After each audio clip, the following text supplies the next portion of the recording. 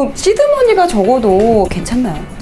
그렇게 물어본다는 질문 자체가 나는 지금 돈이 없는데 그런 분들 같은 경우에는 그래서 뭐 3가지 정도 말씀드리면 물론 이제 많은 분들이 요새는 좀 많이 들어보긴 했지만 그래도 한 번도 해보지 않은 분들 같은 경우는 이 배당주 투자 자체를 또 잘 모르실 수도 있을 것 같아요. 맞아요. 뭐 배당주 투자라고 해서 무슨 뭐 이론이 있는 것도 아니고 그냥 배당을 주는 주기적으로 주는 그런 주식에 투자를 해서 내가 시세 차익도 추구를 하면서 배당 수익도 추구를 하는 그런 투자 방법을 그냥 배당주 투자라고 이제 인식을 하시면 될 것 같아요. 그 배당주를 주는 그 기업이 많은데 어떤 거를 골라야 좀 잘 골랐다. 그 배당주를 고르는 그런 기준이 있다면 어떤 게 있을까요? 일단은 그 배당이 어차피 그 기업의 실적에서 나오는 거거든요. 그래서 실적이 일단 안정적이어야 돼요. 그리고 이제 안정적이다라는 구체적인 기준은 한 최근 5년치를 보시면 됩니다. 5년이 이제 경기 한 사이클로 판단하는 거예요. 호황과 불황을 반복을 했을 때 당연히 이제 호황일 때는 누구나 돈을 잘 벌겠죠. 근데 이제 불황일 때는 실질적으로 이제 그 기업이 실력이 있는지 없는지 드러납니다. 워렌 버핏이 그런 말을 했어요. 수영장에서 막 놀고 있다가 물이 다 빠지면 누가 이제 수영복을 안 입고 있는지 알 수 있다. 그거와 똑같은 논리라고 보시면 되고, 불황이 왔을 때도 불구하고 꾸준하게 수익을 잘 내고 있다라고 한다면 이 기업은 좀 우량한 그런 사업 모델을 가졌구나. 남들이 가지지 못한 그런 능력을 가졌구나 라고 보면서 그런 기업 같은 경우에는 실적이 안정적이다 라고 이제 판단할 수가 있겠죠. 그래서 힘든 상황에서도 주주들한테 일관적인 배당 정책을 실시할 수 있는 그런 특징이 있다라고 볼 수가 있고, 그 다음에 배당주라고 해서 완전히 그냥 예금이나 적금의 대체제라고 생각하시는 분도 계시는 것 같아요. 네. 보니까. 그러면서 뭐 배당 수익률이 높으면 좋은 거 아니냐 그렇게 생각하시는 분도 계신데, 오히려 배당 수익률이 너무 높지 않더라도 어느 정도 성장을 하는 기업, 왜냐면은 어차피 배당주에 투자한다는 것 자체가 우리가 주식에 투자하는 거잖아요. 네. 그렇기 때문에 원금의 안정성이 중요합니다. 근데 원금이 안정적으로 어느 정도 계속해서 성장할 수 있다 라는 가정은 뭐냐면은 그 기업이 그래도 어느 정도는 성장을 해줘야 돼요. 연평균 GDP 성장률 이상? 그 정도 이상은 좀 성장을 해줘야지, 매출의 관점에서. 그래야지 좀 나의 원금을 좀 안정적으로 유지해 줄 수 있는 그런 배당주라고 볼 수 있습니다.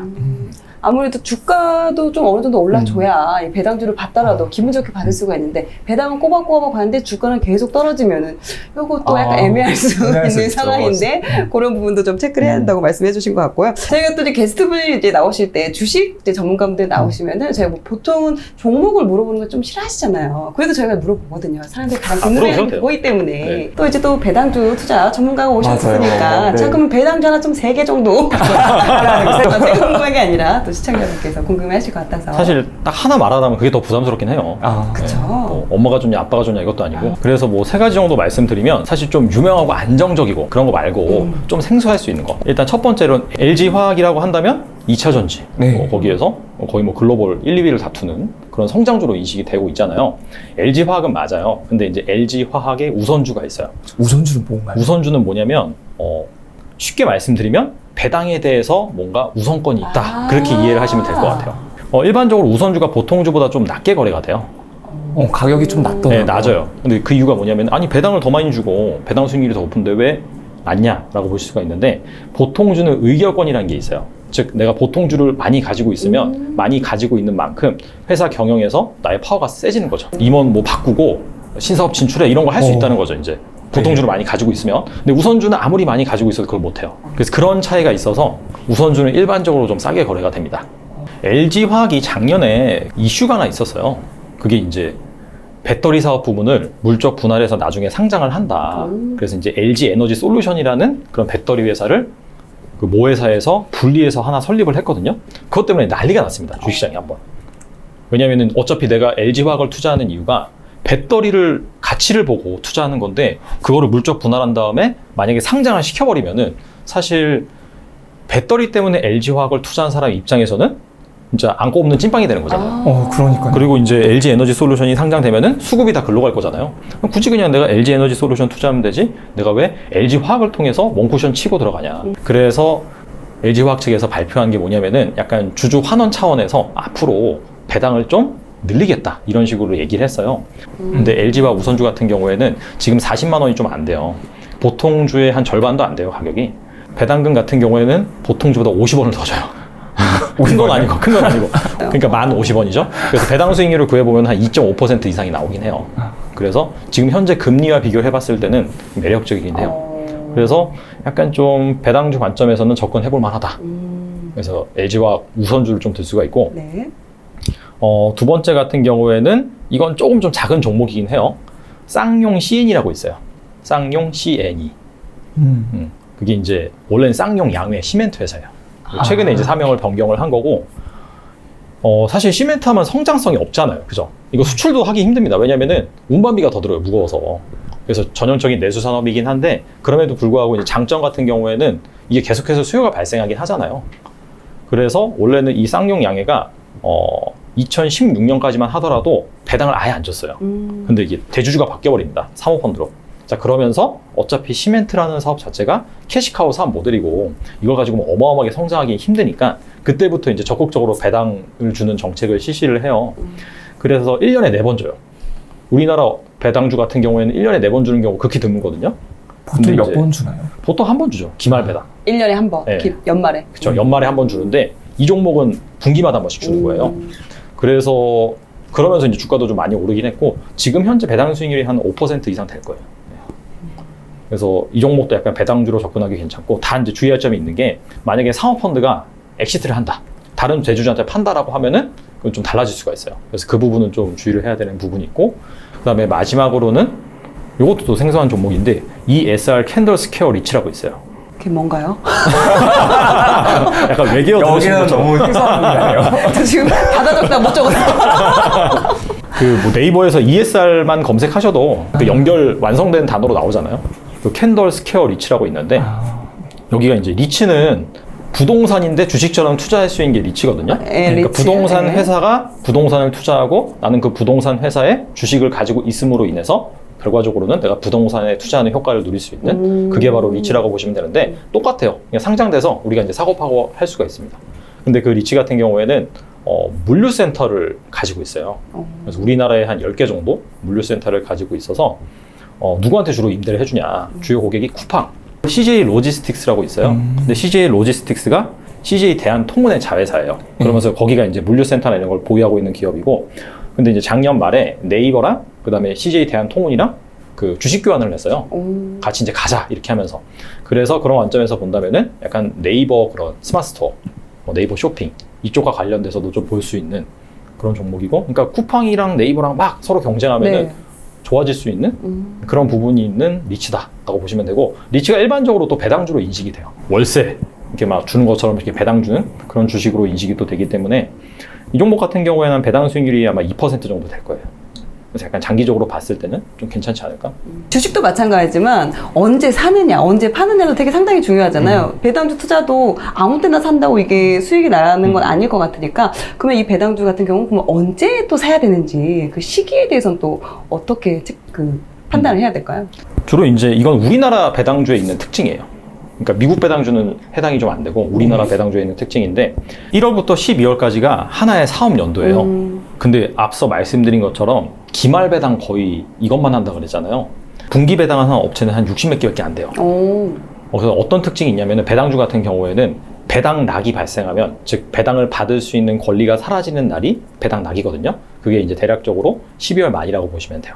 배당 기준일이 12월 말이고 배당 락이 그거부터 1영업일 전이에요. 그 배당 락이 발생을 하면은 당연히 그 날을 기점으로 배당을 받을 수 있는 주식과 배당을 받을 수 없는 주식으로 나뉘거든요. 그때부터 주가 확 빠져요. 단기적으로. 그러면서 소외가 됩니다. 그래서 이 뭐 월간 뭐 한 10년 정도 놓고 봤을 때 이 월간 배당주의 수익률을 보면 12월, 1월 이때가 좀 부진하고 그 다음에 연말로 가면 갈수록 수익률이 좀 상승하는 그런 흐름이 나와요.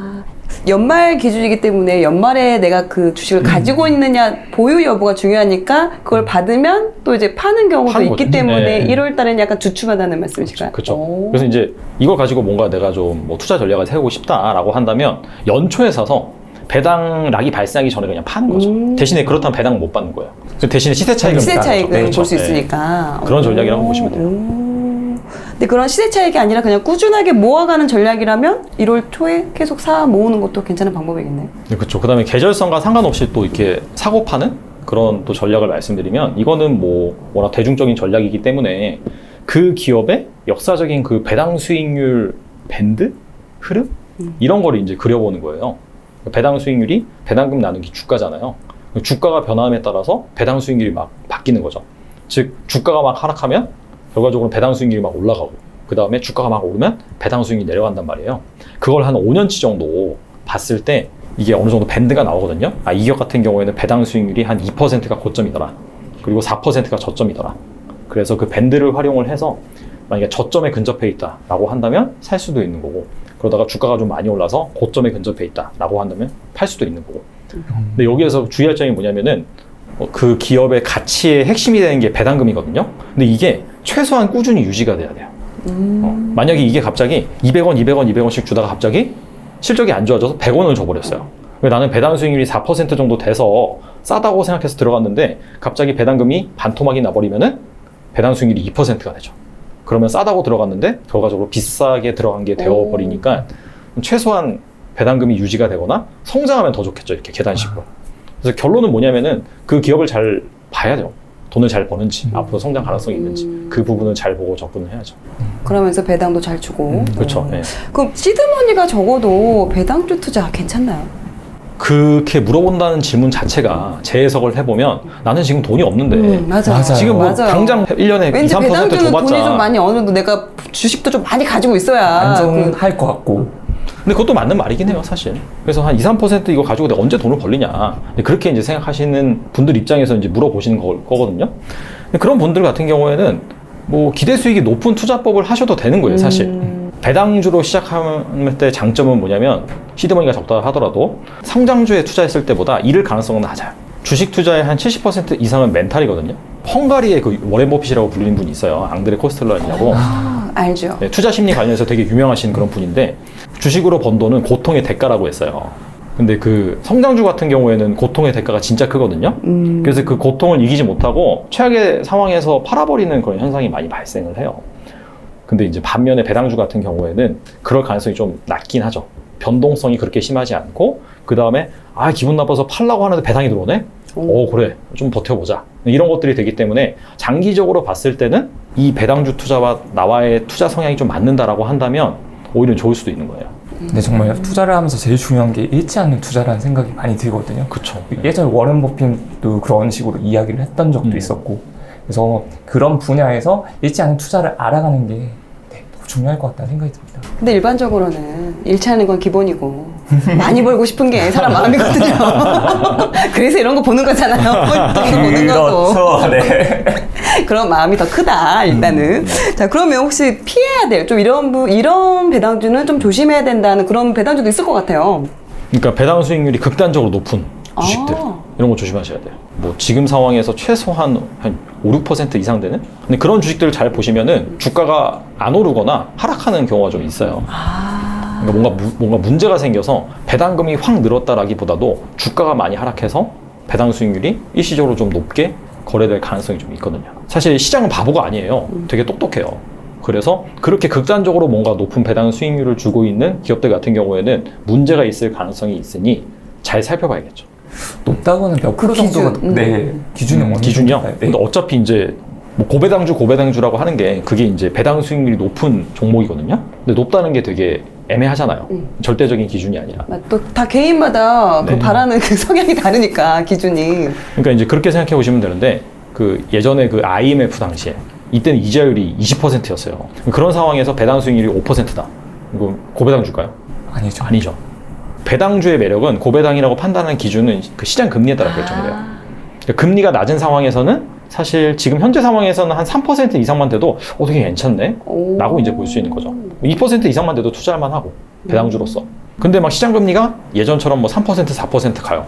그렇게 된다면 최소한 6%는 줘야겠죠. 6, 7% 정도. 그래서 금리보다 최소한 1.5배에서 2배 정도? 지금같이 너무 낮은 상황에서는 한 2배 정도를 보시는 게 맞는 것 같고, 그 다음에 과거처럼 금리가 한 3, 4% 이상 된다라고 한다면 이때 상황에서는 1.5배 정도? 그 정도는 돼야지 좀 배당 수익률이 높다. 그렇게 이제 판단할 수가 있겠죠.